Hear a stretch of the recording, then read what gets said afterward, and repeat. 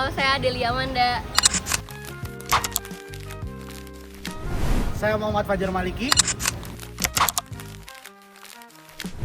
Saya Rifka Fajira Maliha. Saya Putri Sulfatira Kafi. Saya Muhammad Raka Raza Layubi. Dan pada video kami kali ini, kami akan memaparkan materi kami yang berjudul Keterlibatan Oki di dalam konflik Palestina-Israel. Indonesia mendesak Organisasi Kerjasama Islam (OKI) untuk mendukung sepenuhnya kemerdekaan Palestina.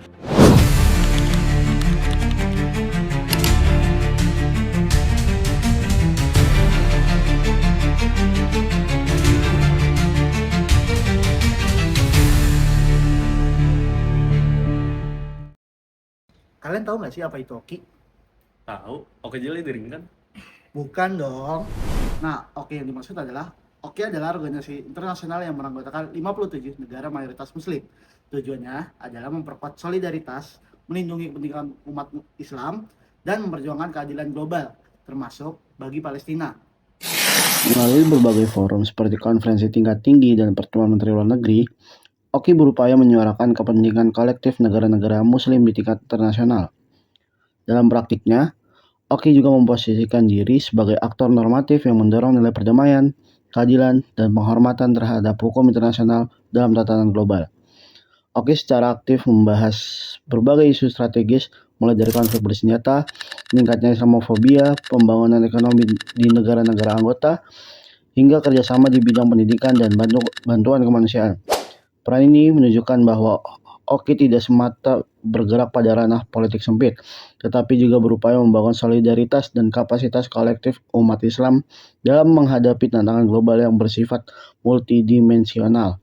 Masuk ke dalam latar belakang konflik Palestina-Israel, bermula dari gerakan bangsa Yahudi yang mana pada saat itu belum memiliki wilayah tersendiri, mulai melakukan pengungsian secara bertahap ke Palestina.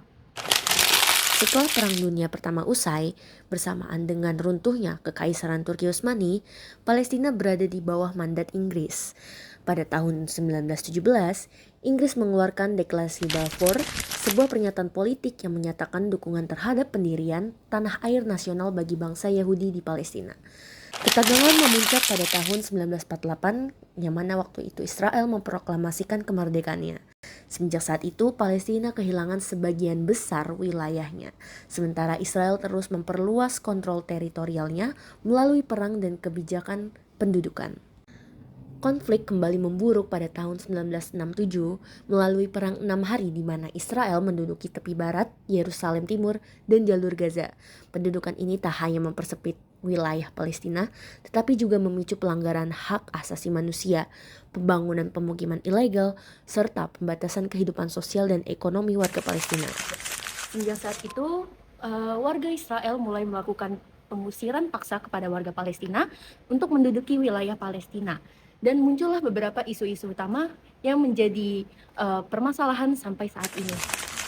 Selanjutnya, isu utama dari konflik ini adalah pendudukan ilegal wilayah Palestina. Yang kedua ada pelanggaran HAM, serta ada blokade Gaza yang berdampak langsung pada kehidupan jutaan warga sipil.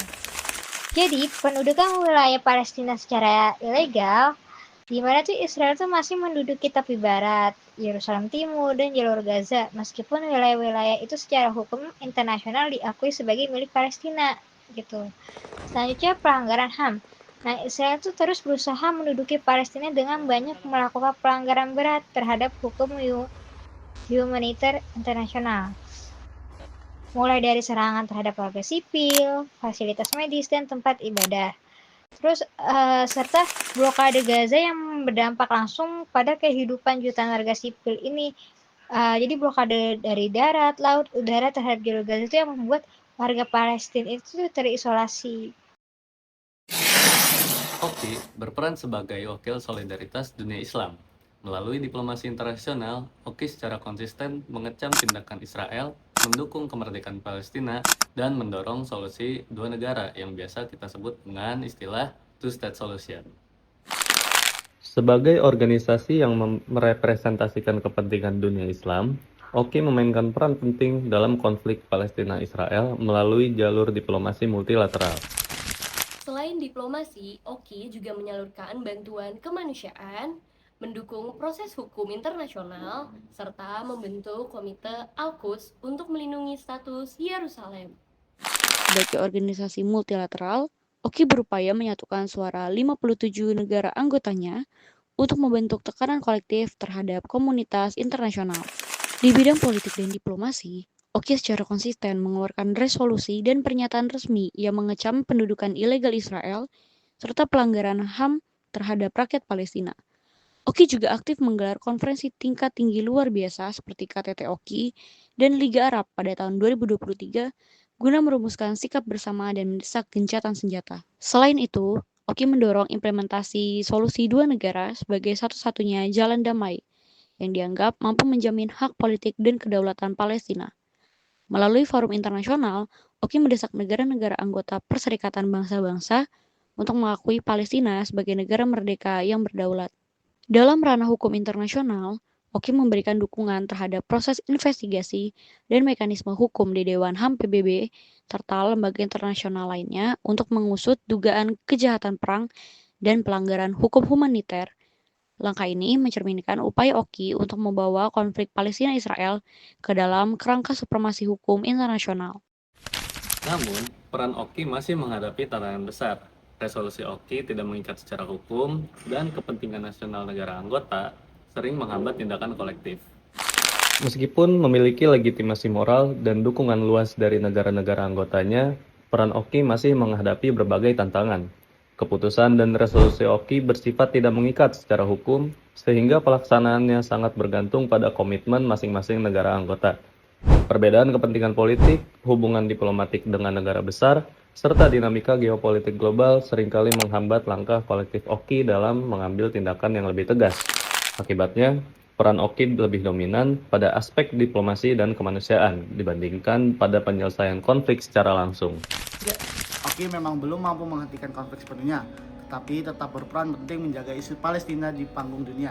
Solidaritas, tekanan diplomatik, dan bantuan kemanusiaan menjadi kontribusi utama Oki hingga hari ini. Perdamaian bukan hanya tentang politik, tetapi juga tentang kemanusiaan. Dan perjuangan itu masih terus berlangsung hingga sekarang. Free Palestine! Sekian dari kelompok kami, wassalamualaikum warahmatullahi wabarakatuh.